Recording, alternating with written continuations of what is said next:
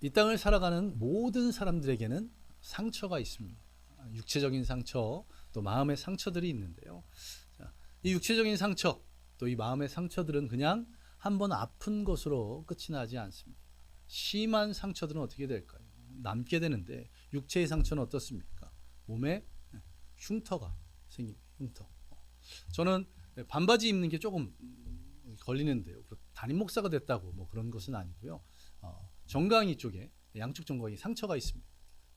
20대 때 전도사 때 교회 외벽을 방수하는데 사다리에서 미끄러지면서 정강이로 다다다다다 해서 정강이에 상처가 굉장히 심각하지는 않습니다. 주변에 엄청 웃었습니다. 그 모습을 보고 지금 제 모교회 담임 목사로 있는 목사님이 아주 정말 신나게 웃었던 그런 기억이 있는데요. 그 웃음소리 때문에 아픈지도 몰랐던, 창피해서. 이런 육체의 큰 아픔은 육체의 상처를 남깁니다. 또 마음의 상처는 어떻습니까? 우리 영혼의, 심령의, 마음의 상처를 남기게 되는데요. 육체의 상처보다 마음의 상처가 훨씬 더 심각합니다. 왜냐하면 그냥 육체의 상처, 제 정강이에 있는 상처 보면 그냥 가리고 다니면 되지, 그것 때문에 누군가가 아파하거나 또 상처받을 일은 없습니다. 그런데 내 안에 있는, 나 자신에게 있는 마음의 상처를 치유하지 못하고 그것을 극복하지 못하면 그게 주변 사람들을 찌르게 되기 때문에 그렇습니다. 자신은 점점 더 비하하고 그것을 주변 사람들에게 투사하며 전가한 것을 통해서 주변 사람들도 아파하게 된다는 겁니다. 우리는 언제 이 마음의 상처를 입게 될까요? 어린 시절에 마음의 상처를 입는 경우가 있습니다. 어린 시절에 경험하는 그런 일들, 부모의 편애 혹은 폭력, 학대, 또 부모의 심한 다툼들이 있을 거고, 대화의 단절, 또 부모의 이혼이라든지 질병, 뭐 이런 것들로 인해서 상처를 경험할 때가 있습니다. 어린 시절 보살핌을 받아야 될 때 보살핌을 받지 못하면 그것이 아픔으로 남고, 이 아픔이 지속되면 그것이 상처가 되는 것이죠. 또 성장하면서 타인에 의한 상처가 있을 수 있는데요. 대부분은 어떻습니까? 먼 사람이 아닌 가까운 사람들, 친구, 교사, 애인, 또 때로는 목회자 통해 상처를 받을 수 있는데요. 언어적 폭력, 신체적 폭력으로 인해서 상처를 받게 됩니다. 이런 상처들이 계속 지속되면 어떻게 될까요? 우울증, 분노, 열등감, 두려움, 불안 같은 이런 현상들이 나타나게 됩니다. 저를 보시면 저는 열등감이 많아 보이시나요? 아니면 자존감이 높아 보이시나요? 물론 지금의 저는 굉장히 자존감이 높지만 어릴 때의 저는 굉장히 열등감이 많았습니다. 자존감이 낮았어. 열등감이 커서 그런지 어린 시절을 기억해 보면 잘하는 게 별로 없었던 것 같습니다. 초등학교 때 같은 경우는 체육 시간인지 아니면 무슨 체육 대회였던지 운동했던지 기억이 나지 않는데, 같은 반 여자아이보다 달리기가 느렸던, 그것도 뭐 1학년 2학년 때가 아닙니다. 5학년 정도로 기억이 되는데, 지금은 제 또래에서는 굉장히 빠른데 여자아이들보다 느렸던 그런 기억이 있습니다. 이게 제일 심각했던 때가 중학생 때였는데요. 사춘기 비스무리하면서 잘하는 것은 하나도 없고 열등감은 심하고, 그러다 보니 소심해지고 말은 없어지고, 그래서 제 인생에서 중학교 3년 기간은 기억하기 싫은, 그래서 기억도 많이 나지 않습니다. 감사한 게 하나님께서 중학교 시절을 그냥 몇몇 장면들 이외에는 별로 기억이 나지 않게 해주셨어요. 집도 경제적으로 어려웠고 제 자신도 낮은 자존감, 잘하는 것은 하나도 없습니다. 성격도 소심하고 말도 없고 악순환이 계속 되는 거죠. 그러다 보니 뭐에도 문제가 있을까요? 신앙에도 문제가 있었던 거예요. 예배 때 목사님께서 설교하시면 그냥 가만히 있지 않았습니다. 지금 우리 학생부들은 정말 착한 거예요. 저는 학생부 시절에 계속 뒤에서 뭐라고 중얼중얼댔습니다. 목사님 설교를 비판. 이런 제가 목회자가 됐다는 게 정말 하나님 은혜인데. 또 학생부 예배가 끝나면 항상 2부 행사가 있었습니다. 그런데 그 2부 행사 때마다 도망을 갔었어요. 선배들이 저를 잡으려고 해서 1년 정도를 도망다니고, 1년 정도를 도망다니고, 중학교 3년 내내 도망다녔고, 고등학교 1년 내내 도망다니고, 겨우 잡힌 게 뭐냐면, 선배들이 이때는 정말 안 된다 싶. 언제냐면 학생부 회장 선거. 제 나이 또래 고등학교 2학년들이 학생부 회장을 했는데 학생부 회장 선거에 후보자가 없으면 안 된다고 해서 선배들이 예배 끝나기 전에 뒷문을 막아서 그때 처음으로 한번 학생부 행사에 참여를 했었습니다. 열등감 때문에 관심과 사랑을 많이 받았음에도 불구하고 그것을 사랑으로 관심으로 받아들이지 못했던 그런 기억들이 있습니다. 성경을 보면 저와 비슷하게 열등감이 많았던 한 사람을 발견할 수 있는데요. 문제는 이 사람이 저랑 환경은 전혀 달랐습니다. 오늘 본문에 등장하는 사울입니다. 사울에 대해서 사무엘상 9장 1절과 2절에서 말씀하고 있는데요. 사울의 집안, 저희 집안은 지금은 괜찮은데 제 어렸을 때는 굉장히 경제적으로 어려웠는데요. 사울은 그렇지 않았습니다. 베냐민 지파에서 아주 유력한 가문이었다고, 부유했다고 성경은 말씀합니다. 여기에 대해서 사울 자신은 어땠을까요? 우선 금수저를 물고 태어났는데 사울 자신은 어땠는지 우리 자막을 보면서 사무엘상 9장 2절을 함께 읽어보겠습니다. 함께 읽습니다. 시작. 기스에게 아들이 있으니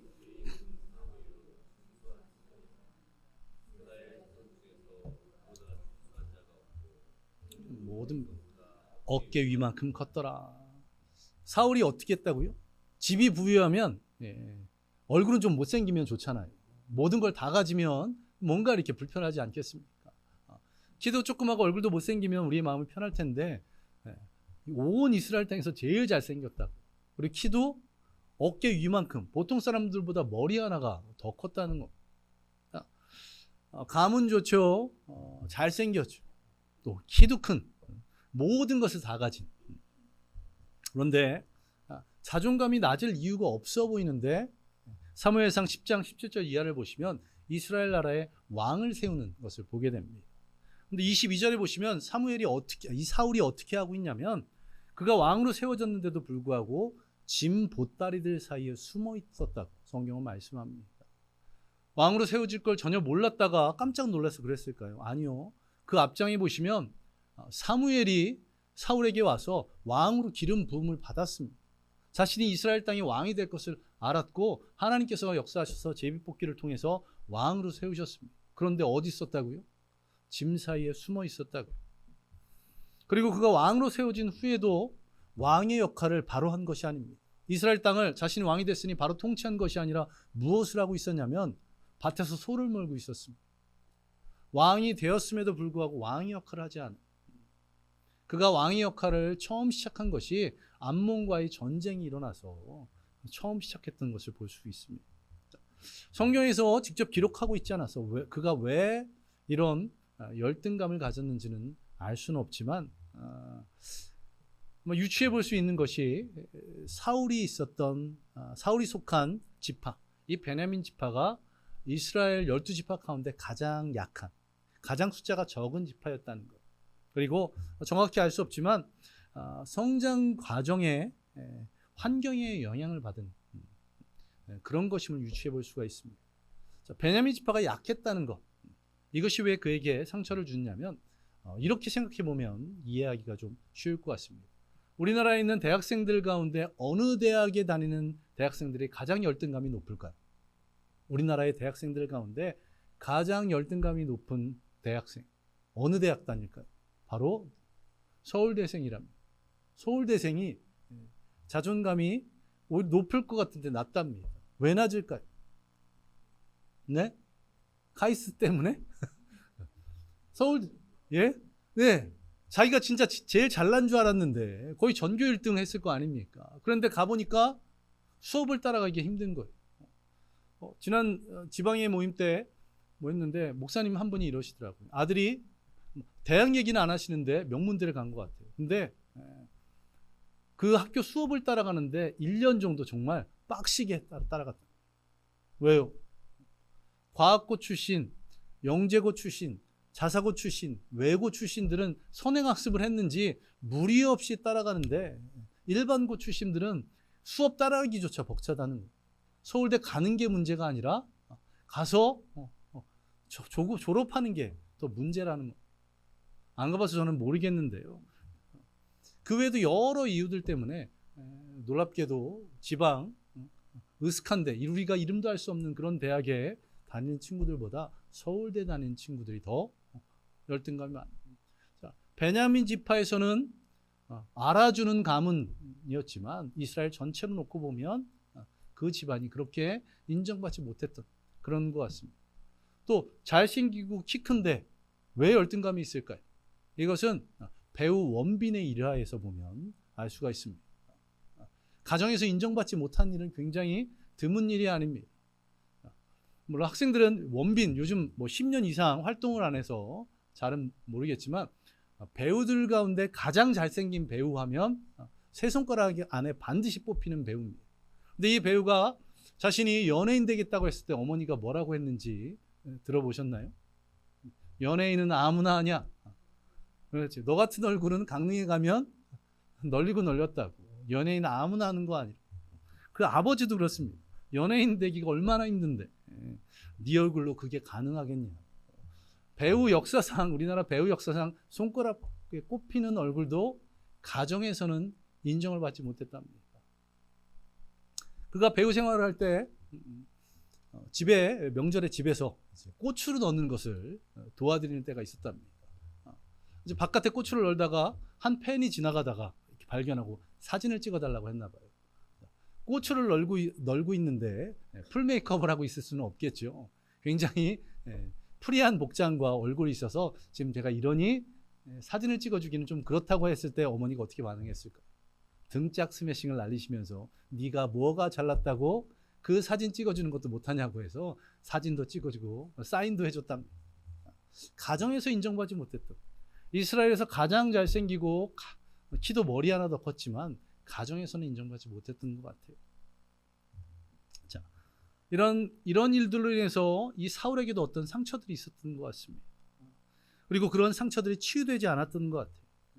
상처가 치유되지 않으면 어떻습니까? 과거의 노예가 되고 또한 그로 인해서 현재를 불행하게 만들고 미래가 불확실해지는 겁니다. 자, 치유되지 못한 이런 상처로 인해서 자신만 망치는 것이 아니라 어떻게 주변 사람들에게까지 상처를 주는 것을 보게 됩니다. 오늘 본문을 비롯해서 성경의 몇몇 구절을 보면 이 사울이 어떤 상황 가운데서 일반적인 반응이 아닌 특이한 반응을 하는 것을 볼 수가 있습니다. 먼저 오늘 본문을 보시면 사울이 다윗을 향해서 분노와 두려움이라는 아주 상반되는 감정을 드러내고 있는 것을 보게 됩니다. 오늘 본문 내용이 무엇입니까? 그 처음 6절을 보시면 전쟁을 마치고 블레셋과의 전쟁에서 승리를 해서 돌아오고 있는데 백성들이 외칩니다. 어떻게 외칩니까? 사울을 죽인 자는 천천히요 다윗은 만만이로다. 이 외침이 무엇이냐면 성경 6절 맨 마지막 보시기 바랍니다. 왕 사울을 환영하는데 전쟁을 마치고 돌아온 왕 사울을 환영하는데 환영 인사가 무엇이냐면 다윗은 만만이고 사울은 천천히라.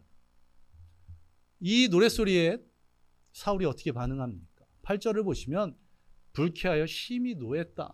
이렇게 성경은 기록하고 있습니다. 이해가 되십니까? 안 되십니까? 이해가 됩니다. 자신이 왕인데 전쟁을 승리로 이끌고 왔는데 자신보다 누구를 더 높이고 있습니까? 다윗을 더 높이고 있는 겁니다. 그런데 문제가 되는 것은 무엇이냐면 10절과 11절입니다. 자, 이 사울이 다윗은 만만이요 사울은 천천히라는 이야기를 듣고 분노하고 그 다음날 정신적으로 굉장히 불안해서 수많은 이야기들을 떠벌리고 있는 그런 상황에 그 마음을 안정시키기 위해서 다윗이 수금을 타고 있었습니다. 그런 상황에서 어떻게 합니까? 수금을 듣고 마음을 안정하는 것이 아니라 그 분노를 해결하지 못하고 자신의 손에 든 창을 다윗에게 던지는 것을 볼 수가 있습니다. 기분 나빠서 분노하는 것 여기까지는 이해할 수 있는데 분노한다고 해서 사람을 죽이려 드는 것 이것은 전혀 다른 문제입니다. 자, 본문 11절을 보시면 다윗이 어떻게 했다고 기록하고 있습니까? 2번 피했다. 그냥 한 번 던지고 만 것이 아니라 꼭 죽이기 위해서 반드시 죽이기 위해서 창을 2번이나 던졌다고 성경은 말씀하고 있습니다. 여기서 끝이 아닙니다. 사무엘상 19장 9절을 보시면 다시 한번 동일한 상황에서 자신이 심적으로 굉장히 고통스러워서 다윗이 수금을 타고 있는 그런 상황에 또다시 다윗을 죽이기 위해서 창을 던지는 것을 볼 수가 있습니다. 왜 다윗을 죽이려 했을까요? 8절을 보시면 사울이 이렇게 이야기합니다. 다윗이 더 얻을 것이 이 나라 말고 무엇이 있겠느냐. 지금 무엇을 걱정하는 것입니까? 다윗이 자신의 왕위를 빼앗을 것이라는 그런 망상에 빠져 있습니다. 지금 다윗의 나이가 10대 후반입니다. 전쟁터에 찾아온 이 다윗을 형들이 책망할 정도로, 어린 네가 왜 이 전쟁터에 왔냐고 책망할 정도의 그 정도 나이밖에 되지 않았는데도 불구하고 사울은 무엇을 걱정하고 있다고요? 다윗이 자신의 왕위를 빼앗을 것, 망상에 빠진 거죠. 그리고 더 이해되지 않는 것은 이런 어린 다윗을 사울이 두려워했다는 겁니다. 오늘 본문 12절, 15절을 보시면 사울이 다윗을 두려워했다고 그렇게 말씀하고 있습니다. 이것으로 그치는 것이 아니라 이 사울은 이 치유받지 않는 상처로 인해서 자신의 자식들에게까지도 상처를 주는 것을 보게 되는데요. 그의 딸 미갈, 아들 요나단. 이 미갈과 요나단, 미갈은 다윗의 아내가 되었고 요나단은 다윗과 언약을 맺을 정도로 친형제처럼 친밀한 관계였습니다. 그러니 미갈과 요나단이 다윗이 사울에게서 도망가는데 도움을 주었습니다. 그러자 분노한 사울이 어떻게 합니까? 사무엘상 20장 30절을 보시면 이 아들 요나단에게 저주를 퍼붓는데 폐역무도한 계집의 소생이라고, 네 왕위가 빼앗길 것이라고 그렇게 저주하고 있습니다. 또한 심지어는 33절을 보시면 단창을 던져서 아들 요나단도 죽이려 하는 그런 모습을 발견하게 됩니다. 이런 사울의 행동 어떻습니까? 딸 미갈은 계속해서 남편이 바뀝니다. 다윗이 도망가자 딸 미갈이 다윗의 아내였음에도 불구하고 다른 귀족에게 보내는 그런 모습을 보게 되죠. 또한 사무엘상 28장을 보시면 사무엘이 죽고 없는 그런 상황입니다. 그런 상황에서 블레셋이 다시 침공해 왔습니다. 어떻게 할지 몰라 두려워 떨고 있는 그가 선택한 것은 무엇입니까? 하나님 앞으로 나아가는 것이 아니라 엔돌에 신접한 여인, 무당을 찾아간 겁니다. 주술사를 찾아간 겁니다. 어떻게 해야 되겠냐? 거기서 환상 가운데 죽은 사무엘을 보게 되죠. 오늘 살펴본 이런 사울의 모습들을 보면 이것이 성경의 내용이 아니라고, 하나님의 역사하심을 다 제하고 일반적인 책에 기록됐다라고 생각하면 이 사울이 이러한 행하는 이상한 행동들을 다 모아보면 한 가지의 질병이 의심됩니다. 어떤 행동 양상을 보입니까? 격앙, 분노, 긴장, 환각, 망상, 그리고 기이한 행동들을 하죠. 이런 것이 바로 이 사울이 보인 증상인데, 이 증상과 동일한 질병이 무엇이냐면 바로 조현병입니다. 조현병. 과거에 정신분열증이라고 불렀던 질병인데요. 무서운 이야기지만 100명 중에 1명은 조현병 앓고 있답니다. 우리나라 사람들 100명 중에 1명. 어쩌면 정신병원에까지 갈 정도는 아닌 작은 미약한 것인지 모르겠지만 혹 이 자리에 계신 분 중 가운데 한 분도 그럴 수 있는 가능성이 있습니다. 조현병과 같은 그런 정신분열증과 같은 그런 양상을 보일 정도로 사울은 상처가 치유받지 못했습니다. 그리고 그로 말미암아 온 가족들이 상처받고 사울이었던 다윗조차도 수년간을 도망쳐 있었습니다. 이처럼 한 사람의 치유되지 않은 상처가 얼마나 많은 사람들에게 고통을 안겨주는 겁니다. 자기 자신은 물론 타인에게까지 그렇습니다. 그래서 우리가 벗어나야 될 것은 무엇이냐면 바로 열등감, 낮은 자존감에서 벗어나야 돼요. 열등감이 심하면 어떻습니까? 제가 앞서 말씀드렸던 것처럼 누군가 나에게 사랑을, 관심을 베풀었는데도 불구하고 열등감이 심해서 자존감이 낮다 보니까 그것을 관심, 사랑으로 이해하지 못하는 겁니다. 받아들이지 못하는 겁니다. 오히려 그것 때문에 분노하고 또 그것 때문에 절망하는 그런 일들이 있었습니다. 그러하기에 우리는 자존감에서 열등감에서 높은 자존감으로 나아가야 됩니다.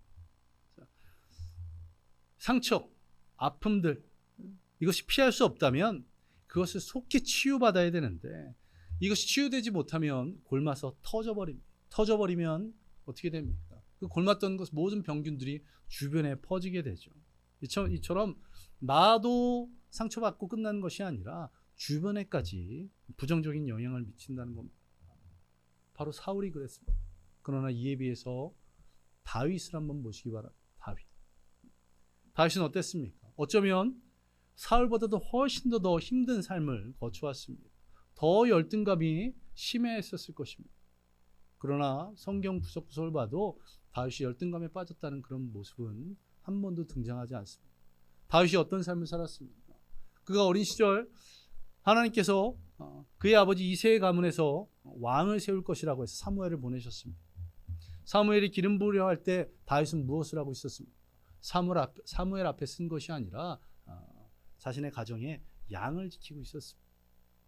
작고 어려서 아버지 이새에게 인정받지 못했던 그런 모습입니다. 또한 그가 어느 정도 장성에서는 어떻습니까? 앞서 잠깐 말씀드린 것처럼 블레셋과의 전쟁에서 세 명의 형들이 전쟁에 참전했을 때 그것에 걱정한 아버지가 이 형들에게 줄 것들 그리고 형들을 지휘하는 지휘관에 줄 그 선물들을 다윗에게 그래서 보냅니다. 다윗을 만난 형들이 무엇이라고 말합니까? 앞서 말씀드렸던 것처럼 어린 내가 왜 이 전쟁터에 왔냐고 형들에게도 인정받지 못하는 그런 모습을 보게 됩니다. 블레셋과의 전쟁에서 골리앗을 죽이고 전쟁을 승리로 이끌었습니다. 그 후에 몇 번에 걸친 전쟁에서 계속해서 승리로 이끌었지만 그가 얻게 된 것은 무엇입니까? 사울의 망상 때문에 쫓기고 도망다니는 과정 가운데 무엇을 경험했습니까? 살기 위해서 침을 흘리면서 미친 척을 해야 되는 적도 있었습니다. 또한 자신이 잡아 죽였던 블레셋 사람의 손에서 도움을 구한 적도 있었습니다. 도움을 구하기 위해서 찾아갔지만 누구 집 개가 짖느냐며 무시를 당한 적도 있었고 아멜렉 족속에게 자신의 가족 그리고 함께했던 모든 사람의 가족과 재산 모두를 잃어버리는 그런 아픔을 경험하기도 했었습니다. 그런데 다윗의 삶을 보시면 사울과는 다른 것을 보게 됩니다. 사울은 주변 사람들을 아프게 하고 상처를 줬지만 다윗은 주변 사람들을 세우는 것을 보게 됩니다. 그가 어떻게 그럴 수가 있었을까요? 제가 어린 시절 열등감이 많았다고 굉장히 소심했다고 잘하는 게 하나도 없었다고 말씀을 드렸습니다. 그런데 제가 지금 이 자리에 설 수 있는 것은 무엇 때문이었겠습니까? 하나님 은혜. 고등학교 때 하나님을 만났습니다. 그 하나님을 만나고 제가 변화되었습니다. 대학교 1학년 때 심리학 개론 시간에 MBTI 검사를 했습니다. 30몇 년 전에 MBTI 검사를 했었는데요. MBTI 제일 처음에 뭐와 뭐로 나눠집니까? E와 I로. E는 뭔가요? 외향적인. 그리고 I는 내향적인. 열등감이 많았고 잘하는 것이 하나도 없었고 소심했고 말도 없었던 제가 그대로 쭉 컸다면 E가 높을까요? I가 높을까요? 물론 이것은 에너지를 얻는 것이기 때문에 꼭 그런 것은 아니지만 보통 생각하면 그런 환경을 쭉 거쳤다면 I가 훨씬 높았을 겁니다. 그런데 제가 곧 대학교 1학년 때 MBTI 검사를 했을 때 30몇 년 전이라 수치가 정확하게 기억이 나진 않지만 E가 44점인가 40점이었던 것 같고요.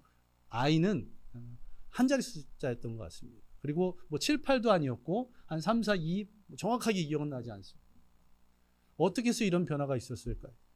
고등학교 때 예수 그리스도를 인격적으로 만났기 때문에 그렇습니다. 주님을 만났기에 오늘 본문에서도 보시면 두 번에 걸쳐서 어떤 말씀이 기록되어 있습니까? 하나님께서 다윗과 함께 하셨다.